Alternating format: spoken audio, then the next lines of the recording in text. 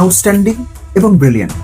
নাজমুল হোসেন শান্তর 60 বলে 101 not out, 168 strike rate, 10টা 4, 5টা 6। এরকম একটা ইনিংস বিপিএল এর শুরুর দিনই নাজমুল হোসেন শান্তর ব্যাট থেকে দেখা যাবে, এটা কেউই হয়তো চিন্তা করেনি।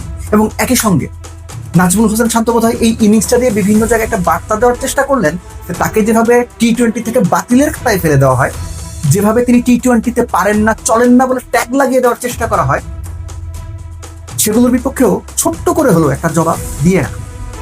এবং যেভাবে তিনি ইনিংসটা সাজিয়েছেন, প্রথম 26 বলে যখন 31 রান, তখন আমার আশপাশের অনেককেই বলতে শুনেছি, কেননা শান্তকে ট্রল করে তো মজা, শান্ত তো ট্রলের পাত্র আপনাদের অনেকের কাছে।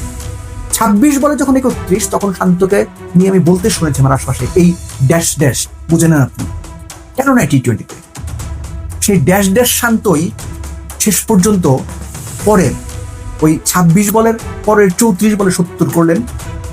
শুধুমাত্র লেগ সাইডে খেললেন না, স্কোয়ার কাট, ড্রাইভ, পুল, হুক, সুইপ, সব রকম শট খেলে, উইকেটের চারপাশে খেলে, ক্যাপ্টেন স্নক খেলে 190 চেস ডাউন করে, মুশফিকের 50 দুর্দান্ত ইনিংস, মুশফিকের সঙ্গে 72 বলে 130 নট আউটের পার্টনারশিপ করে ম্যাচ জিতিয়ে মাঠ ছাড়লেন। আমাদের দেশের টপ প্লেয়ারদের কাছ থেকে আমরা এরকম ইনিংসই দেখতে চাই। মাঠে নামবেন, খেলবেন, খেলা শেষ করে আসবেন। নাজমুল হোসেন শান্তর এই ইনিংসটাকে আপনি যে কোনো বিবেচনাতে A1 grade, A+ grade, letter marks grade, top grade 10-এর মধ্যে 8 পাওয়া ইনিংস হিসেবে ট্রিট করতেই হবে।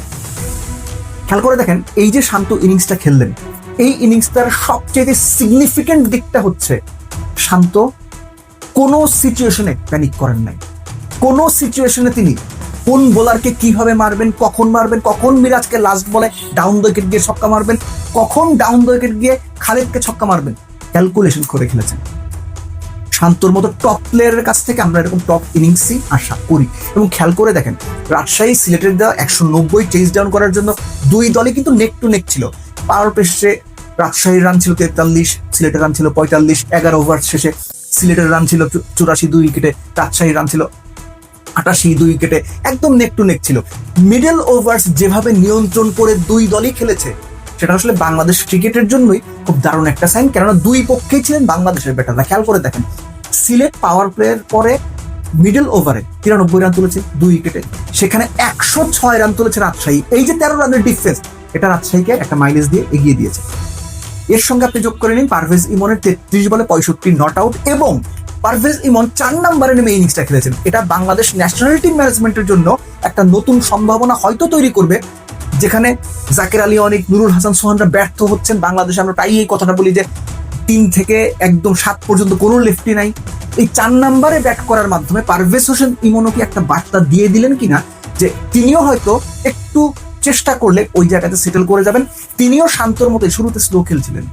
প্রথম আপনার 11 বলে বোধহয় তার রান ছিল 14, পরের 41 রান তিনি করেছেন 22 বলে। অর্থাৎ দুই পক্ষে বাংলাদেশের দুই ব্যাটার যে দুর্দান্ত পারফরমেন্স করেছেন, সেটাই এই বিপিএল এ এখনো পর্যন্ত শুরুর ম্যাচ হিসেবে সবার মনে একটা দারুণ আশার সঞ্চার করবে। But above everything Nazmul Hossain শান্তর ইনিংস, সেই সঙ্গে মুশফিককে একটা আলাদা করে ধন্যবাদ দিতে হবে যে তিনি যে 50 করে নট আউটটা থাকলেন, যেভাবে শান্তকে সাপোর্ট দিলেন, এই ইনিংসটা দেখে বাংলাদেশের ইয়াংস্টার যারা আছেন তাদের শেখার অনেক রসদ মুশফিক নিজেই দিয়ে গেলেন। কিন্তু দিন শেষে নায়ক নাজমুল হোসেন শান্ত। চলুন শান্তকে আবার ট্রল করি।